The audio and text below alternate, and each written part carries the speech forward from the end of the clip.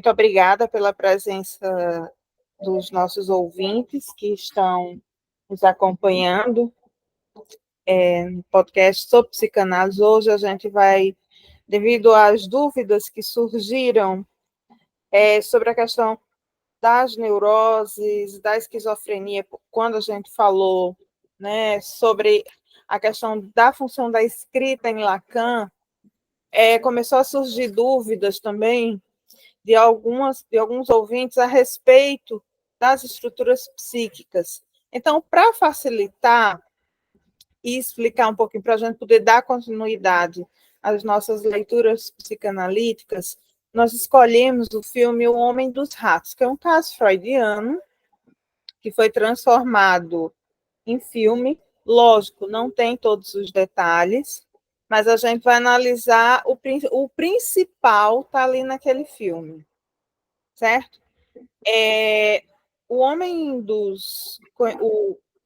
conhecido Homem dos Ratos é um pseudônimo dado por Freud para o seu paciente Ernest Lanzer. Ernest era um advogado e procurou Freud por volta de 1907, com queixas típicas de transtorno obsessivo-compulsivo. No caso do Homem dos Ratos, no caso de Ernest, Freud identificou que os sintomas obsessivos estavam ligados a lembranças de experiências sexuais precoces e à repressão sexual imposta por seus pais. Lembrando que em 1907, Império Austro-Húngaro era uma família burguesa em que funcionava, porque a repressão sexual ela não funciona apenas para as meninas, mas funciona também para os meninos. Ambos sofrem repressão sexual, ambos é como se o sexo fosse algo que precisasse ser contido, né, diretamente. Isso daí tem várias explicações, inclusive explicações de que explicações religiosas. Hoje em dia, explicações religiosas. Na época de Henry Ford, o controle sexual sobre os corpos tinha a ver para que as pessoas elas não gastassem energia psíquica desfrutando dos prazeres sexuais. Então, ele se preocupava, no período da industrialização, de fazer a questão de que os seus funcionários eles fossem casados, né? Porque a melhor forma de acabar, né, com a vida sexual das pessoas é impor limites que o casamento vai impor e evitar também que eles utilizassem o pagamento com festas, com a esbórnia, para que eles, no outro dia, eles não chegassem cansados para o trabalho. Mas, nesse caso aqui, se trata do puritanismo e da sociedade vitoriana, né? Em que eles combinavam uma libertinagem, uma certa libertinagem, né? Porque naquele livro do Philippe Arrier, as famílias, né, os empregados, etc. e tal, e os adultos, eles tomavam certas liberdades com as crianças, mas ao mesmo tempo, quando isso despertava, tá lá a história social da criança. Certas liberdades, quando a criança ela começava a tomar certas liberdades, ela era reprimida por causa da moral da época. O Ernest Lancer ele começa a ter comportamentos ousados com sua babá, né? Porque ela vai permitindo ela permite que ele tenha, ao mesmo tempo que ele dorme com ela, né? No filme isso fica claro. Ao mesmo tempo em que essa criança ela é reprimida sexualmente, né? Por seus pais. E isso vai criar um conflito interno significativo.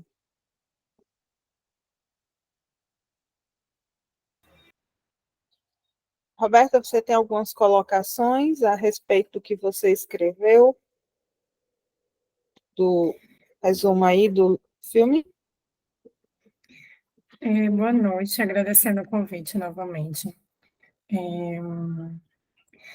Eu estava pensando na forma como Freud ele fez a análise da tentativa de resolver o caso, né? De resolver que seria encontrar uma personalidade normal, não uma personalidade conturbada, como o analisando estava apresentando. E aí eu acho interessante colocar alguns conceitos que no livro aparecem, né? Ele fala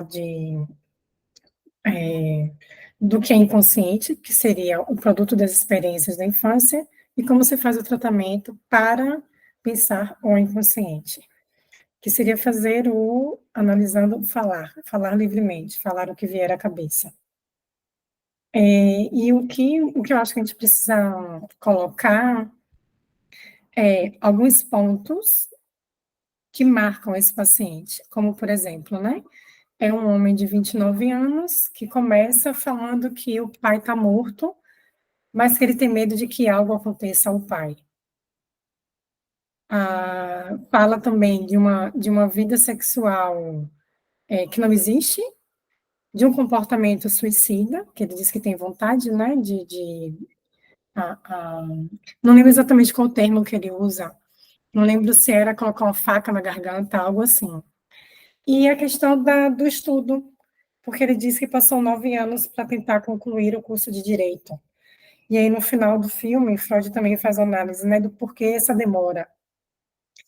E aí eu acho que a gente pode pensar nesses pontos, né, o que é que determina esse medo de alguma coisa acontecer ao pai, também a namorada,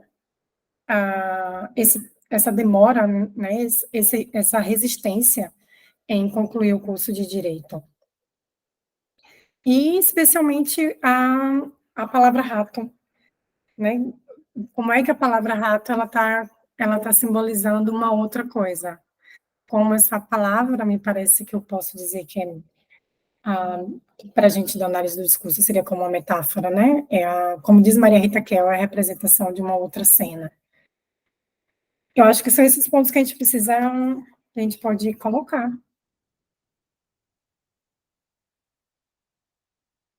Isso, perfeito.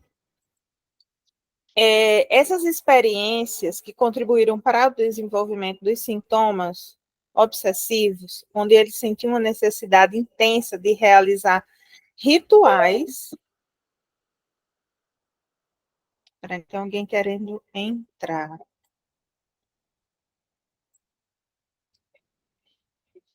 Bom, oi, Eziel?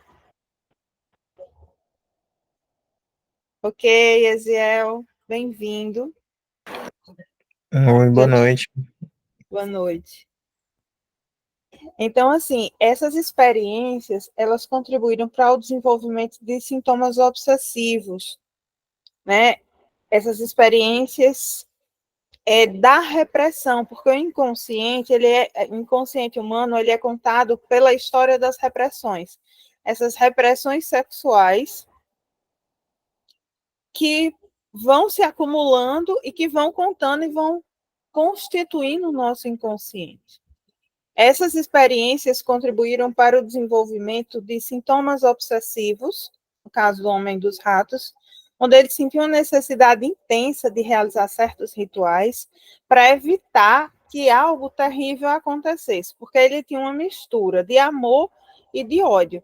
Na verdade, ele sentia raiva do pai, mas ao mesmo tempo ele amava esse pai.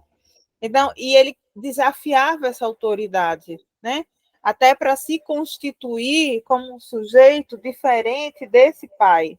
Ele precisava se separar dessa imagem desse pai que era autoritário, né? E com isso ele precisava se separar. Então, essas cenas, né? Tem uma cena bem interessante que a Roberta, eu acho que ela vai comentar, em que ele trabalhava até tarde, duro, né, para poder satisfazer o que o pai queria, mesmo o pai estando morto, o pai não morre para ele, e ele abria a porta esperando que o pai entrasse para ele conversar alguma coisa, dizer alguma coisa para o pai. Mas esse pai não aparecia. Ele não tinha medo do fantasma do pai, ele tinha um desejo de conversar com o pai, uma vez que ele se sentiu culpado por não estar presente. É interessante que ele começa por uma interpretação errada, porque ele pergunta ao médico, o pai sofria de efizema, aí diz assim, quanto vai durar esses sintomas, né, essa crise? Aí o médico falou, até o amanhecer. Só que o médico estava dizendo assim, olha, até o amanhecer ele vai estar morto, né? Só que ele não entende assim, ele vai se deitar. Uma hora depois, ele acorda para ver o pai, porque ele estava muito cansado. E o pai tinha morrido. E aí ele começa a se sentir culpado e se recriminar por não estar presente na hora da morte do pai. Alguém quer colocar alguma coisa? Coloca aí teu resumão aí sobre o filme. É um paciente, né, me parece bastante transtornado com essa sensação de amor e ódio que ele sente pelo pai. E ele procura Freud na tentativa de resolver, né? E para resolver, o analista ele precisa ouvir o paciente e fazer as associações. E é muito interessante a forma como o Freud faz essas associações, né? Como ele pensa essa função do pai, como ele pensa essa agressividade do pai, que você colocou agora, como isso vem se reproduzindo na presença, no medo que o paciente tem do rato. Eu acho que esse é um ponto bem forte no filme, porque a agressividade do pai ela é representada a partir do medo que o paciente tem do rato. E é engraçado que ele recalcou, né? Ele fala em algum momento do filme, acho que já lá no final, quando o Freud tá fazendo as análises, explicando, né, o medo que ele tem do rato, que o rato, na verdade, era ele fala que ele não lembrava dessa cena em que o pai agredia ele. Então, essa cena do pai agressor, ele recalcou. O que ele tinha na memória era a presença, era a imagem do pai, que ele conversava sobre tudo, que era muito amoroso, que era muito amigo dele. Mas a mãe contou, né? A mãe falou que ele tinha sido agredido por conta de ter mordido a governanta da casa.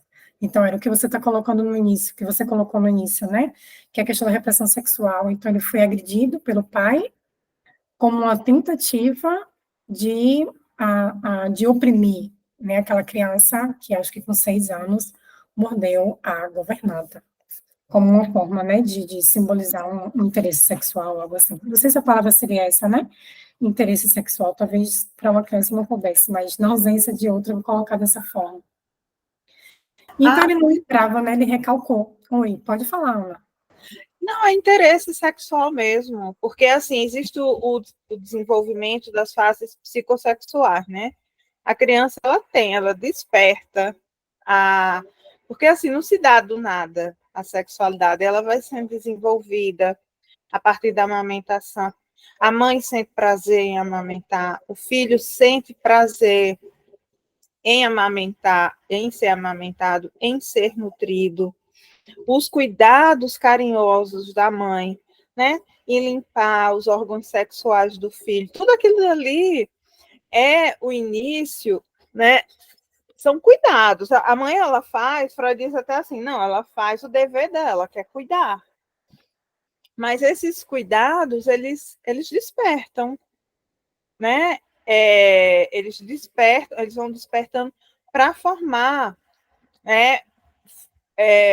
Para desenvolver a sexualidade desse sujeito que vai crescer. Que são as fases, né? Você vai ter fases de desenvolvimento, que são fases de desenvolvimento da sexualidade, né? Porque tudo é um desenvolvimento. Do jeito que a gente desenvolve os elementos cognitivos, a psicomotricidade, a gente aprende, né? A gente também tem um desenvolvimento sexual. A gente vai desenvolvendo a partir da relação com os nossos pais ou com as pessoas que nos cuidam, né? É, e é o papel, né? Também são cuidados. A mãe, o pai que está limpando, que está cuidando daquele órgão sexual da criança, não está fazendo, em muitos casos, não, na maioria das vezes, ele não está fazendo aquilo de forma sexual. Mas a criança, ela sente aquilo, ela começa a ter as primeiras excitações, porque se ela não tiver, se ela não passar por isso, ela não vai desenvolver essa fase, ela não vai desenvolver a própria sexualidade. Então, você vai ter um outro problema, né? Que vai ser uma pessoa com algum tipo de inibição sexual. Pode continuar, Roberta. Ou Eziel. Eziel, quer colocar alguma coisa?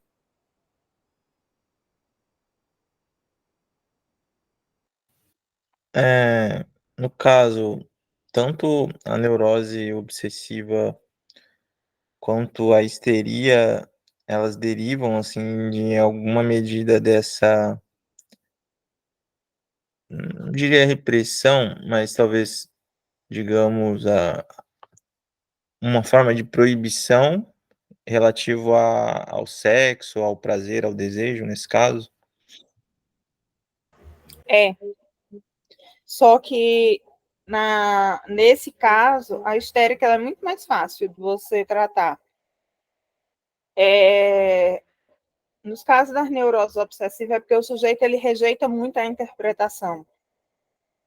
Ele tem um conteúdo de agressividade, porque ele está o tempo.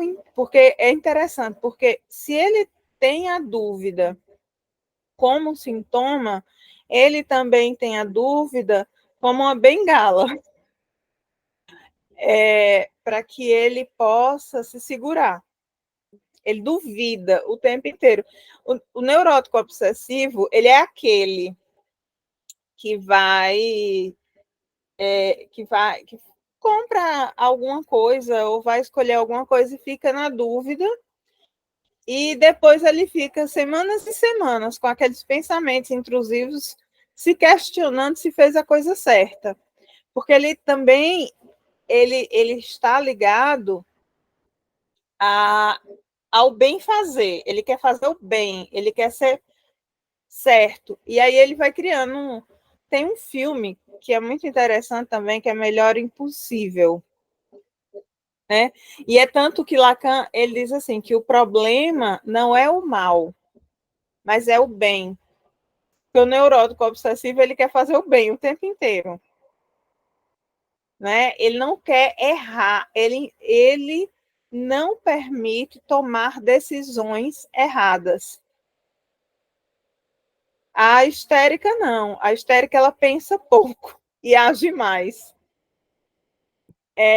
Então ela age, depois é que ela vai pensar sobre isso.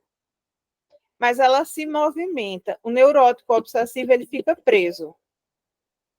Vamos dar continuidade às questões do filme? Sim.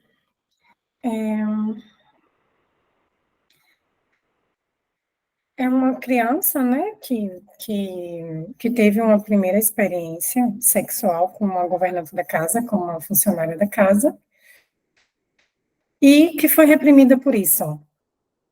E aí me parece que a gente pode fazer essa análise, né, de como que essa repressão que aconteceu lá na infância, ela reverbera na fase adulta, porque ele começa o filme, começa a análise, dizendo que ele não tem uma vida sexual ativa, né? Então, eu acho que a gente pode pensar nisso. Como é que reverbera? Eziel, quer colocar Oi? alguma coisa? Quer colocar alguma Não, coisa? não, vou mais tentar aprender hoje. Tá. Então, veja só. Essas experiências contribuíram para o desenvolvimento de seus sintomas obsessivos, onde ele sentia necessidade intensa de realizar certos rituais para evitar que algo terrível acontecesse. Era culpa, né? Neurose obsessiva a gente pode traduzir como aquele sujeito da culpa. Por isso que eles vão muito para essa. Quando você vê esses religiosos que da penitência. A Igreja Católica ela tem muito disso, né? A expiação da culpa. É que dali é um caminho assim para os neuróticos obsessivos é uma maravilha, né? Porque na verdade ele está punindo as suas culpas inconscientes.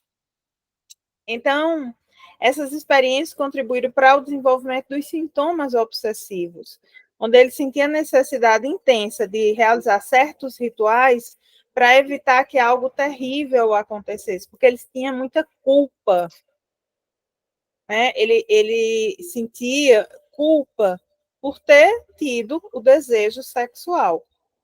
É interessante que no obsessivo homem, a mulher é outra história, certo? Existem mulheres obsessivas, mas é uma outra teoria, certo?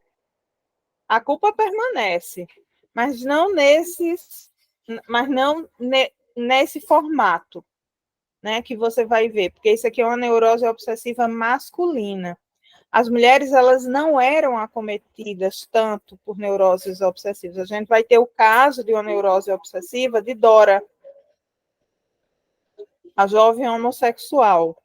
E aí você vai ver que é uma outra questão aí, porque passa pela devastação, né? Passa pela necessidade, que ela tinha uma relação ruim com a mãe, então passa pela necessidade de agradar a dama.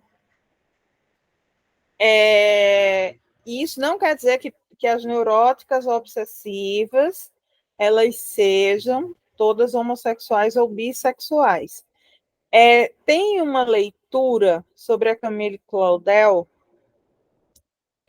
do Alfredo Jerusalinski, que ele coloca a Camille Claudel como uma neurótica obsessiva, né? Em que a péssima relação com a mãe a transformou, que eu acho uma leitura mais interessante, porque uma das curiosidades da Camille é que ela, quando é internada de vez, né, no hospital psiquiátrico, é ao contrário dos outros, de quem é verdadeiramente esquizofrênico, ela não perde a sanidade. Muito pelo contrário, ela é impedida de produzir as esculturas, etc. e tal. Ela é castigada pela família, né, por ter se envolvido, se apaixonado, por ter tido relações sexuais com um homem casado e ter se permitido viver a própria sexualidade. Então, ela se torna a vergonha da família e é internada no hospital psiquiátrico. Essa leitura do Jerusalinski, que eu vou depois procurar e vou mandar para vocês darem uma lida, é muito interessante. Né? Inclusive, no meu primeiro mestrado, que eu escrevi sobre Camille, eu discutia muito com o meu orientador em relação a isso, que ele era médico psiquiátrico. Ele dizia, a gente lê todas as cartas, a gente lia junto, né? Todas as cartas de Camille, e não tinha degradação mental como acontece com os esquizofrênicos, né? Então, você tem essa leitura, que é uma leitura que vai diferenciar dos institutos, escolas de psicanálise, que vão vê-la como uma psicótica. Mas eu acho que é uma forma também conservadora. Uma leitura, além de ser conservadora, uma leitura errada, porque, assim, nesses institutos, nessas escolas, etc. e tal, eu digo que eu já participei de muitos, eles têm uma falha teórica, filosófica, muito grande, o que é diferente, por exemplo, do Jerusalemski, etc. e tal, e o pessoal desses outros institutos. Eles têm uma falha, porque eles não são nem metafísicos, eles não são dialéticos, eles leem aquilo como se fosse um evangelho, a palavra do Pai, que evidentemente não é assim que se lê psicanálise, né? Porque é uma ciência como outra qualquer. Bem, mas voltando à questão do Ernest, né? É preciso dizer que não é em si uma coisa fácil de compreender. É bem difícil de compreender a neurose obsessiva. E ela foi uma essas neuroses, elas são muito difíceis de tratamento, né? No caso das neuroses obsessivas masculinas. As mulheres não, porque a gente consegue estericizar um pouco elas, muito mais do que, pelo menos pela minha experiência clínica. Você consegue estericizar porque o feminino fala ali. Então, o Ernest, ele fazia associações completamente absurdas em relação a fatos que lhe aconteciam. Os sintomas estavam ligados ao fato de sentir desejo sexual por uma mulher, mas esse desejo sexual levaria a castigos carnais, né?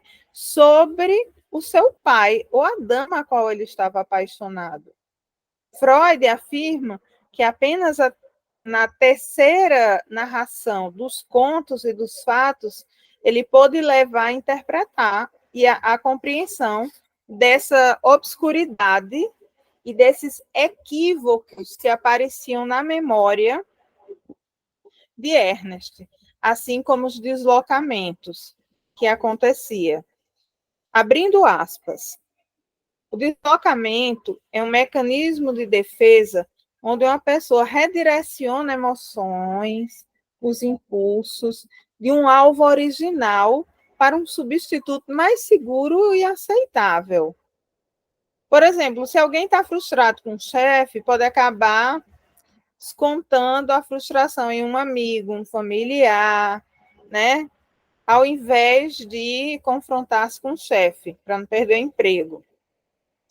Esse conceito também se aplica à interpretação dos sonhos, onde elementos importantes e conteúdos latentes, desejos, pensamentos reprimidos, são transformados em detalhes secundários do conteúdo manifesto, o que realmente apareceu no sonho. Roberta, você lembra a interpretação que Freud faz? Que ele começa a cismar, ele vê a filha de Freud, que a filha de Freud trabalhava, né? Freud atendia em casa, então ela abria a porta para ele entrar, como para todos os outros pacientes. Aí, por coincidência, ele vê a moça passando na rua, e aí ele cria uma fantasia de que Freud estava armando tudo aquilo para fazer com que ele desposasse a filha dele. Né? E aí ele tem um sonho com a filha de Freud, que na verdade não é a filha de Freud, é a dama que o pai queria que ele casasse, porque ela tinha dinheiro, e aí os olhos dela eram cheios de fezes. Você lembra dessa parte? Sim, é bem interessante, inclusive. Você lembra a interpretação que Freud deu daquilo? Sim, ele fala que o paciente, na verdade, está tratando ele, que é analista, como se fosse o pai dele. Então, o analista, para ele, seria o pai, a filha do analista seria a moça que o pai queria que ele casasse, que era uma moça, que era a prima dele, na verdade, né? E aí que vem a análise que Freud faz do rato, né?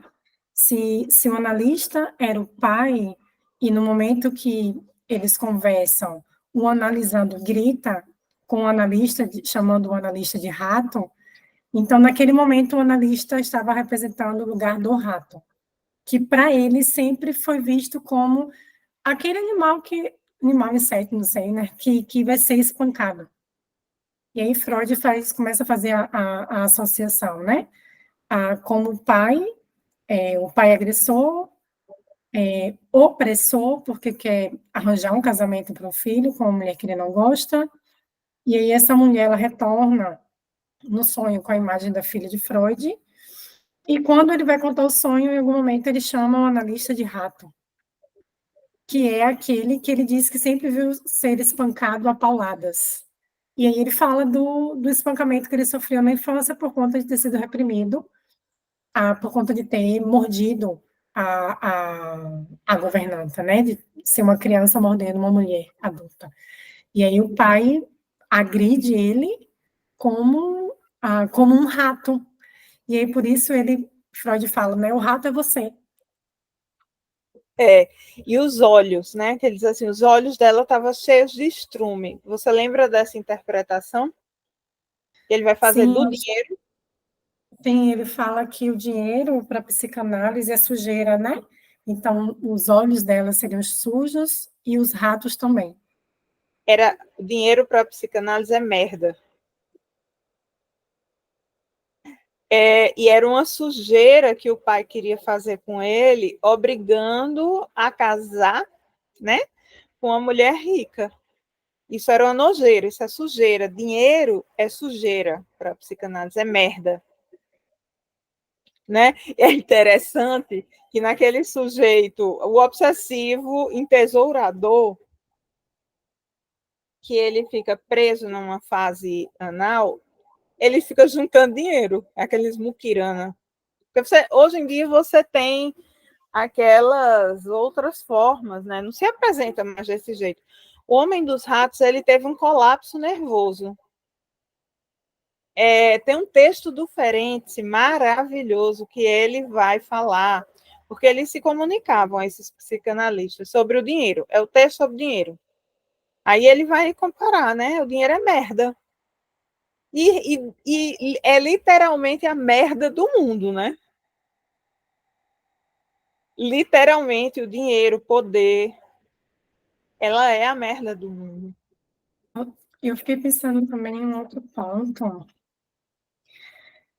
que é quando ele fala da vontade, do desejo dele do pai morrer, né? Ou melhor, ele fala Freud fala, né, que o paciente tinha, na verdade, o desejo que o pai morresse. E eu fiquei pensando nisso porque no início das sessões de análise, não aparece o medo daquele sujeito analisando de perder um pai que, na verdade, já estava morto. Né? E aparece sempre falando do pai de maneira muito positiva, né? De que eram amigos e tal. E aí Freud fala que existe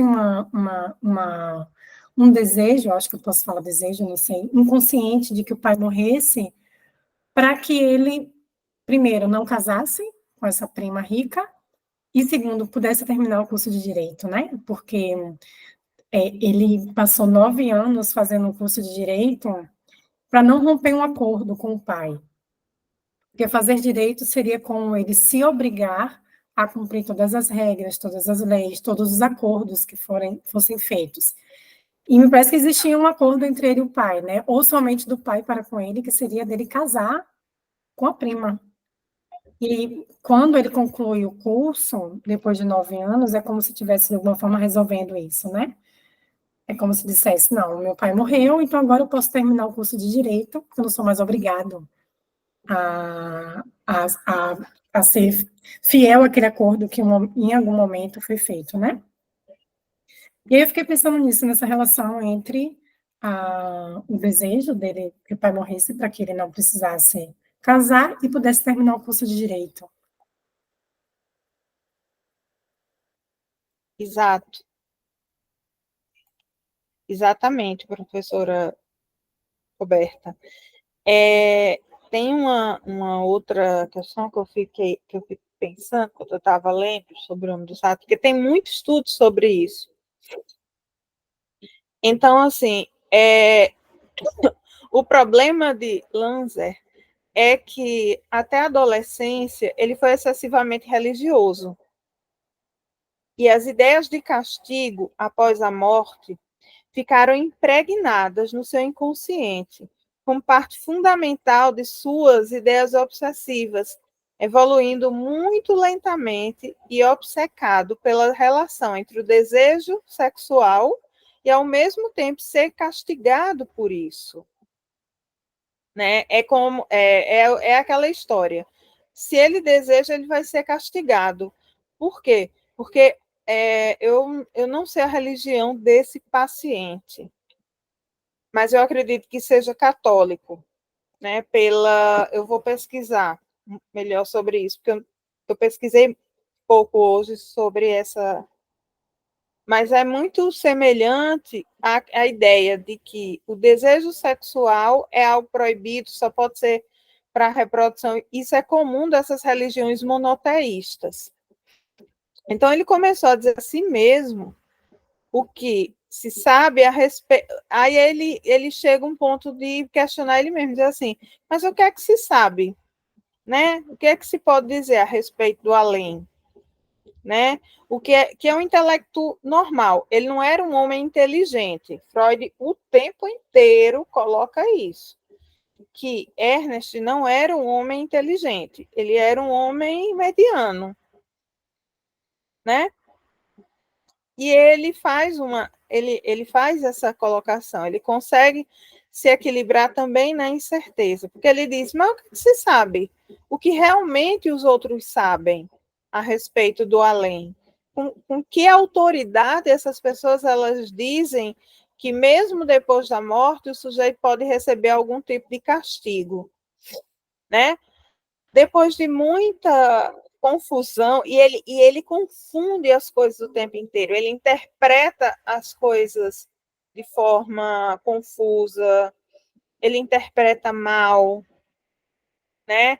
Tem uma outra questão que é sobre a experiência que ele tem com o capitão, que era um sádico. Quer falar um pouco sobre isso? Sobre o castigo dos ratos, que foi na verdade, foi a gota d'água, né? Sim, eu lembro, era uma cena bem forte, inclusive, né? Ele fala numa conversa com esse capitão ou tenente, já não lembro muito bem, acho que tenente,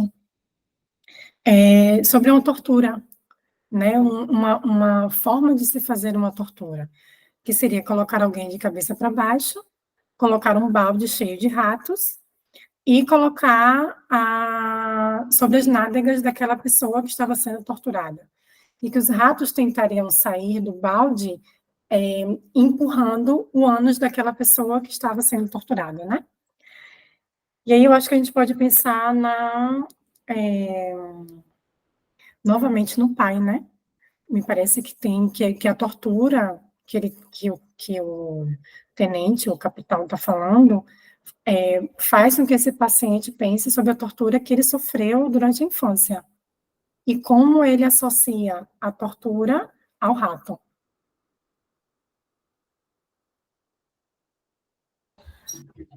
E tem uma outra questão, é interessante que ele estava ali, eu acho que a Primeira Guerra Mundial começa em que ano? É 1914, né, Eziel? Eziel? Eziel? Então, eles Oi, Ana. estavam... Isso, desculpa, foi em 1914, sim. E esse texto, eu acho que eles estavam em treinamento já para a guerra. E esse capitão, ele era um homem cruel. O que é diferente, por exemplo, do Ernest. Ele não era um homem cruel, né? Ele sente repugnância dessa crueldade, porque ele queria implementar castigos físicos, né, nos prisioneiros. E a questão do rato foi o disparador ali. Então, Lanzer, após a interpretação, fica confuso, perturbado, né? Quando Freud interpreta. Ele faz uma compreensão errada, retruca, diz que fala do capitão, né? Aí Freud diz assim: eu não tenho a menor intenção de lhe agredir gratuitamente. Não sou seu pai, nem sou o capitão, né? Após esse ponto, ele confessa a Freud que os castigos não aconteciam apenas na vida terrena, etc. e tal.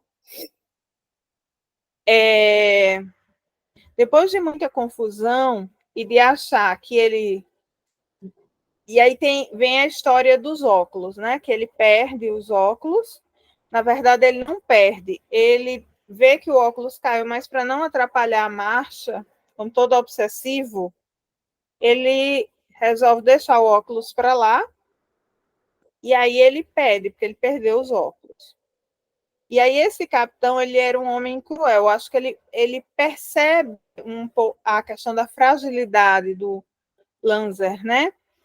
E aí ele diz assim: olha, você tem que pagar o dinheiro a fulano de tal. E aí ele começa a procurar, a tentar pagar esse dinheiro, que era 8 coroas, né? Procurar a esse coronel que ele devia. E ele não acha de forma alguma essa pessoa, ele não consegue. Ele não consegue alcançar esse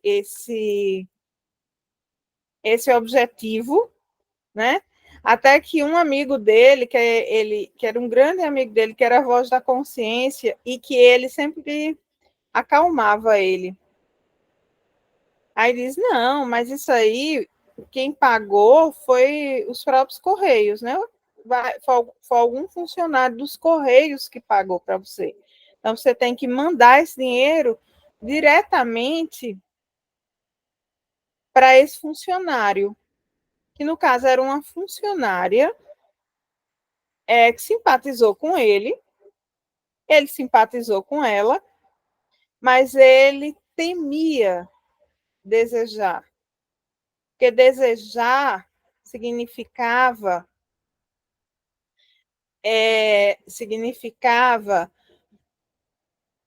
desobedecer o pai e ser castigado por isso, né? Nas neuroses obsessivas existe uma característica, certo? Que são as distorções de todos os pensamentos. O sujeito ele se recrimina, né? A recriminação de achar que fez ou desejou algo errado, né? E isso está relacionado, porque a culpa, ela não é o remorso. Tem gente, eu vejo muito psicanalista confundindo culpa com remorso. Remorso é quando você faz uma besteira com alguém, prejudica alguém, e aí você vê o que você fez foi muito grave. Aí sim você vai ter o remorso. Mas a culpa, ela é uma culpa inconsciente. E essa culpa, ela tem a ver com as primeiras recriminações sexuais na infância. De modo geral, todos os pensamentos que invadem a cabeça do obsessivo representam o medo de desejar pequenas coisas, pequenas bobagens, que são interpretadas como blasfêmia ou pecado, né? Então ele inicia as associações, ele distorce as coisas. Então, onde ele vê coisas onde não são, porque ele vai ver a partir dessa realidade psíquica dessas repressões. né? Então, assim, qualquer tipo de desejo para ele é pecado, né? Então, se iniciam obsessões que vão distorcer a realidade, né? E desejar é sempre associado a uma coisa ruim. É interessante que Lacan, em televisão, ele diz assim, na verdade, o problema não é o bem, não é o mal, desculpe pelo ato falho, não é o mal, mas é o bem, né? É essa vontade de fazer o certo. Os obsessivos são dramaticamente ligados à ideia de desejo e morte, em que o prazer é sempre signo de morte. Ele não quer nem saber em desejar. Um dia desse eu conversando com um colega, e ele é extremamente obsessivo. Aí foi aniversário dele, etc e tal, fui mandar os parabéns, e aí eu fiz que você tem muitos desejos, né? Que esses desejos te impulsionam, aquele clássico do psicanalista, né? Porque a única coisa que a gente sabe parabenizar o povo é desejando desejos, né? Para que as pessoas vão para frente. Aí ele fez, Deus me livre de desejar. Eu achei muito interessante. Deus me livre de desejar. Porque o desejo para o obsessivo é o signo da morte, né? Esse paciente, ele torna-se supersticioso também e vai atribuir todos os sintomas que ele tem ao além. A religião é um poço de obsessivos, né? Assim, por exemplo, não todas. Quando você vê uma religião como o neopentecostalismo, eles não têm culpa. Eles não sentem culpa. Ali é uma outra coisa ali. Esses pacientes, eles tornam-se, além dos atos obsessivos, que ele, inclusive, que ele realiza dentro do consultório, ele repete dentro do próprio consultório, o obsessivo, ele acha que se ele for feliz, ele vai morrer. Felicidade, prazer e desejo são sinônimos de culpa. Então, ele nunca vai estar bem. As novas neuroses obsessivas é aquele sujeito que ele nunca consegue ficar bem, né? Ele está sob a consciência da culpa inconsciente. Por mais contraditório que sejam esses termos, esta consciência da culpa tem sua origem em certos acontecimentos psíquicos precoces e encontra uma atualização constante em ocasiões novas, que foi o que aconteceu com a história lá do Comandante Cruel, que ele criou, acho que ele percebeu a facilidade dele, criou toda uma confusão. Ah, você está devendo a fulano de tal, né? Ah, você... Como, na verdade, não era isso, né? Há uma expectativa angustiante que receia o aparecimento de acontecimentos nefastos. Quando o obsessivo ele começa a estar bem, ele acha que vai acontecer alguma coisa ruim para atrapalhar a felicidade, porque a felicidade não é um bem que se mereça, né? Eles estão sempre ligados pelo conceito de castigo. Então, eles se castigam quando eles abrem mão de viver certas histórias, certas histórias de amor, certas histórias de prazeres, né? Porque ele acha que se ele estiver bem, vai acontecer uma desgraça. E aí ele fica o tempo inteiro no cerimonial, né? Que se inicia como autodefesa, como uma medida de proteção. Podemos observar como as obsessões e compulsões ainda se fazem presentes na clínica e nos laços sociais. Como os sintomas eles são ligados a época, né, é interessante a gente observar com a maior prevalência das neuroses obsessivas hoje, elas são alimentadas pelos dispositivos sociais. Por exemplo, o trabalho, certo? Esse trabalho universitário, por exemplo, a universidade, ela é uma fábrica de produção de obsessivos, né? Onde que funcionam como estímulo no sujeito para o aparecimento desses sintomas. Então, você vai ter o sujeito no nível de angústia altíssimo. Isso pode ser observado, por exemplo, nas redes sociais. O obsessivo, ele quer aprovação, né? Ele necessita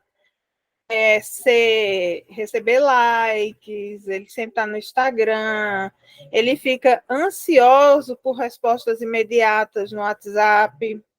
Não todos, mas uma das formas de manifestação é essa.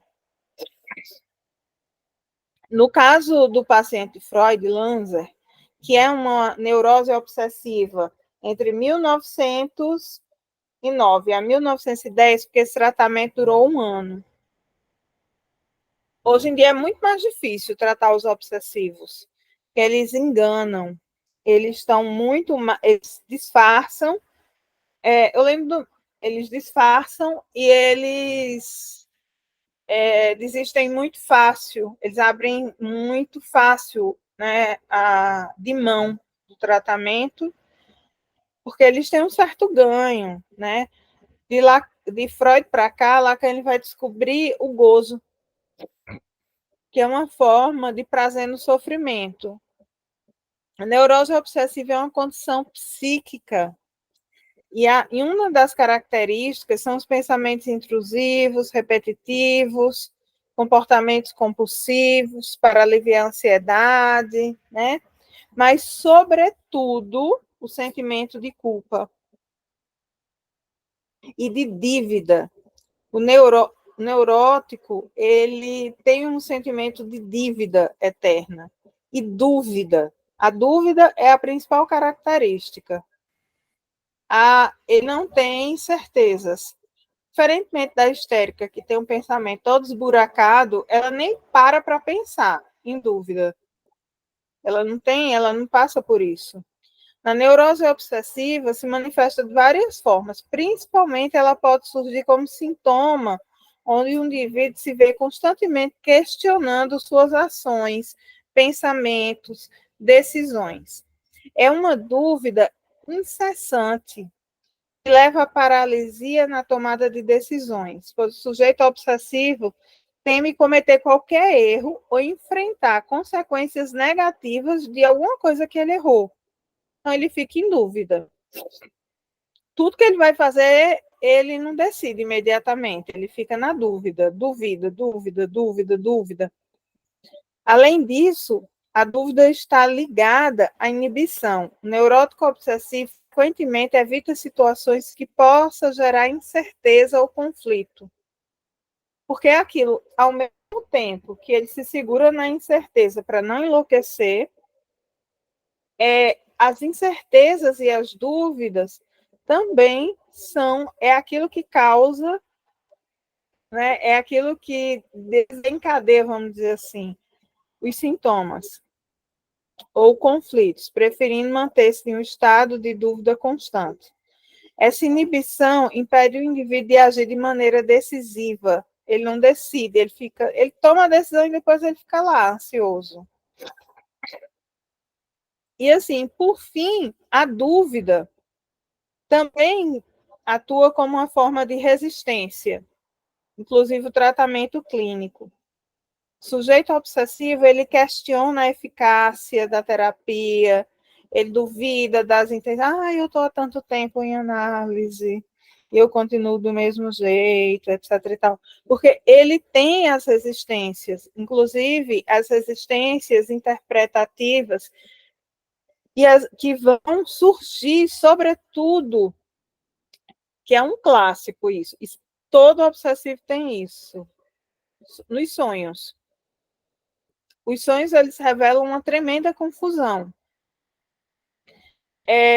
Até mesmo ele também ele até mesmo ele tem outros, a questão do próprio sentimento, né? Da validade de suas próprias experiências e sentimentos. Ele confunde isso. Ele não sabe se aquilo que ele viveu é aquilo mesmo ou se é construções da cabeça, porque o obsessivo ele é muito preso a idealizações, né? Ele tem uma tendência, por isso que o Condato Caligares ele vai dizer que a neurose obsessiva ela tá para paranoia, assim como a histeria tá para esquizofrenia, né? Essas resistências dificultam o progresso, pois o paciente se mantém preso em um ciclo de questionamentos e de incertezas e preso a pensamentos obsessivos. Isso é por conta disso. Ele não. Aí depois ele questiona, depois ele volta, mas o que apresenta, sobretudo, é confusões de palavras, confusões de mal-entendidos, né? O Homem dos Ratos, começa, inclusive o filme começa com um rato sendo morto a pauladas, né? Ele era o rato, então ele é invadido, ele se sentia tão culpado por não estar presente na hora da morte do pai, porque ele interpretou que o médico falou errado, o médico não foi claro com ele, jogou como um enigma, que começa uma série de associações, né? A partir daí, associações que são confusas. Mas, assim, digamos, todos esses sintomas, assim, o elemento, digamos, constitutivo, tá ali naqueles momentos da infância, dessas situações de que ele teve desejo e que ele passou por, digamos, proibições, repressões da sua sexualidade. Hoje em dia, a gente tem um outro, a gente continua tendo repressão sexual.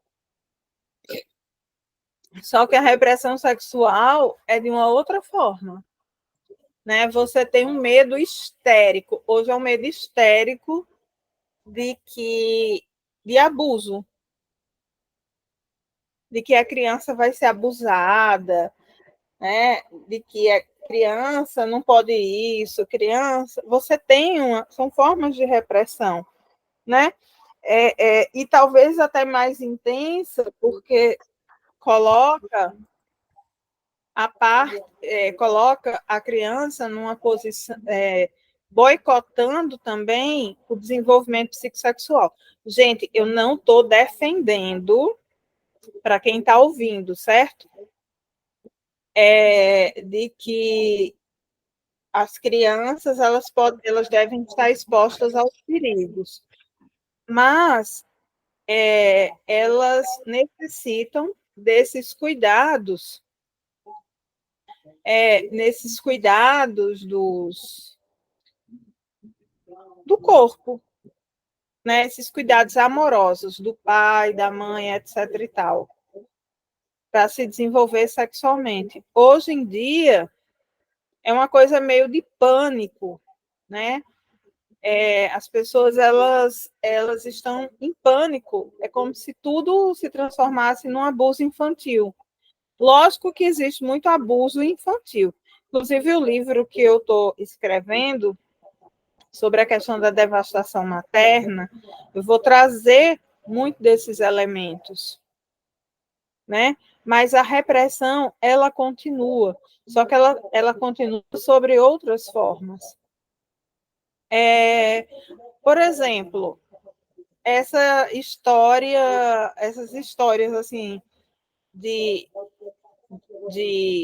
a criança quis brincar com a boneca, pronto. Então ela é transexual. A partir de agora vamos tratar a criança como transexual.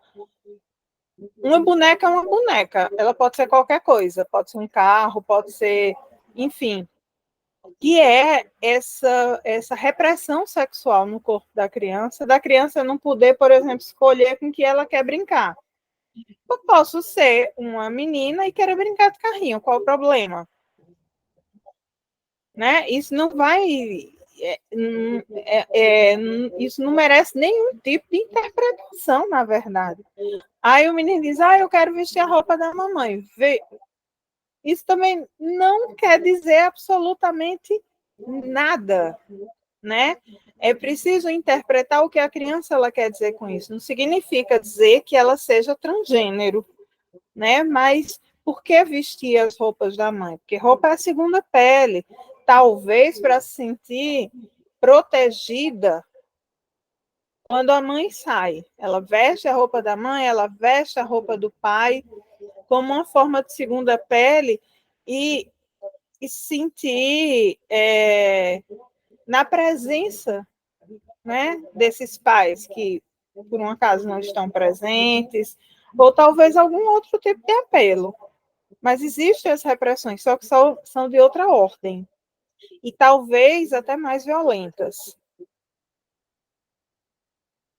Alguém quer colocar alguma coisa?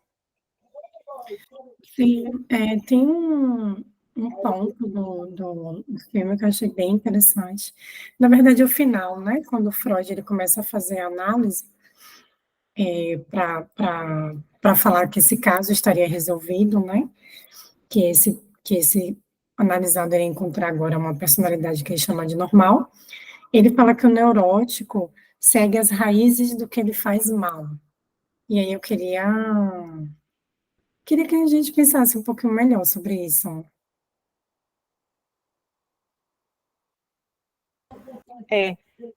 Exato.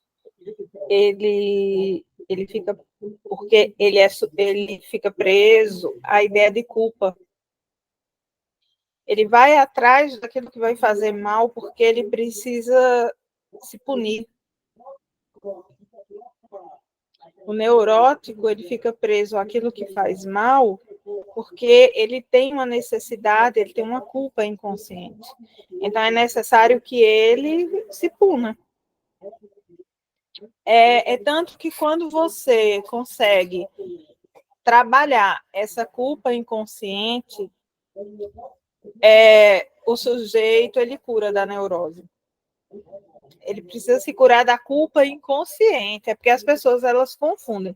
Como a gente vive num país católico, cristão, etc. e tal, em que a religião ela é muito forte, e a culpa ela é muito alimentada, as pessoas elas não conseguem dissociar e compreender a diferença. Então, é muito comum, sobretudo nos institutos e escolas de psicanálise, dizer que a culpa é necessária para manter o sujeito na neurose. Bem, a culpa ela é um mecanismo de controle. Uma coisa é você se sentir... a culpa ela tem que ser substituída por uma responsabilidade pelos seus atos. Você tem que ser responsável.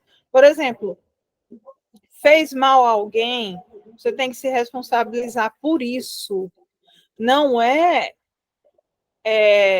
sentir culpa para poder evitar que as coisas ruins aconteçam, né? Eu já vi gente confundindo culpa e remorso, né? Colocando como isso daí. Aí é onde vem a crítica de Freud. Ele diz que os católicos e os cristãos eles jamais seriam bons analistas, porque eles têm essa ideia que é ideológica fixa. Então existe uma ode à culpa, né, na compreensão da psicanálise, mas a análise ela tenta extirpar esse sentimento de culpa inconsciente que é produzido pelas repressões sexuais na infância e na vida adulta também, né? você vê, e aí você vai ver, essa culpa, você vai produzir transgressões. Por exemplo, a pedofilia é uma transgressão disso, desse excesso de puritanismo, né? Os estupradores, os assassinos em série, né? Os perversos, a perversão sexual, ela é produzida pelo puritanismo, pela culpa inconsciente das representações, né? Aí o que é que o conservadorismo faz? Não, a culpa é da esquerda que quer liberar tudo, aí pronto. Não. Essas distorções que Freud vai comentar, elas são causadas pela repressão. É a repressão da sexualidade, é a implementação do sentimento de culpa e, sobretudo, os castigos físicos, né? Quando, por exemplo, a criança está na fase genital e ela começa a se masturbar. Então, os pais pegam, aí dá uma surra, bate na criança, humilha, né? Aí vem os abusos infantis. Ao invés de fingir, porque assim, a criança está lá na fase que ela está descobrindo esses prazeres, está lá se masturbando. Os pais, eles têm que evitar, viu aquilo dali, não faz pantim com aquilo dali, não faz escândalo com aquilo dali, que aquilo dali é um processo normal, né? Que a criança ela está descobrindo o próprio corpo. Qual é a outra forma dela descobrir o próprio corpo e o mundo se ele só tem um próprio corpo? Aquilo dali depois vai passar, né? Se for uma coisa excessiva, a criança está o tempo inteiro fazendo isso, então é sinal de que tem alguma coisa errada na relação com os pais, né? Em relação à criança, esses pais, eles não estão dando, talvez, a atenção suficiente, e a criança está criando outras formas de satisfação, né? De prazer, já que, de alguma forma, ela pode estar sendo negligenciada por aquilo. Alguma pergunta?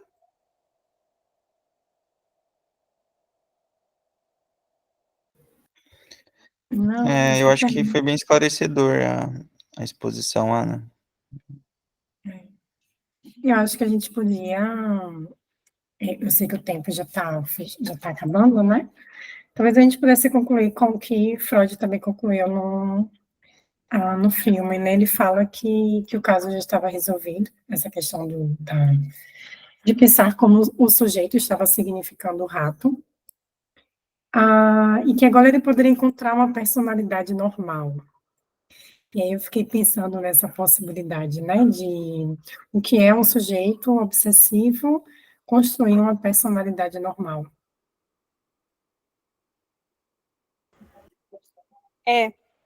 E tem uma coisa interessante. Você viu a questão do jogo de palavras, que ele vai usar do alemão, que é Gisele Semen. Sim. Ele vai repetir, que é proteja Gisele, porque ele sente raiva dela porque ela rejeitou ele, a dama. Ele, bota o chapéu, que vai chover, bota esse chapéu, etc e tal. E aí ele começa a fazer uma oração no divã, que significava, quando ele divide a palavra lá em alemão, significava Gisele Semen, que era o desejo dele, né, de desposá-la, que ela não aceitou aquilo ali. Então é isso, gente. Muito obrigada, doutor Eziel, doutora Roberta, pelas contribuições. Obrigado, igualmente. Foi bem legal o encontro hoje. Obrigada. Então, ficamos hoje por aqui. Gente, quem tiver pergunta, coloca lá no chat, faz as perguntas, que aí, na medida do possível, nós vamos tentar responder, tá bom? Um beijo, boa semana a todos. Boa semana, até a próxima.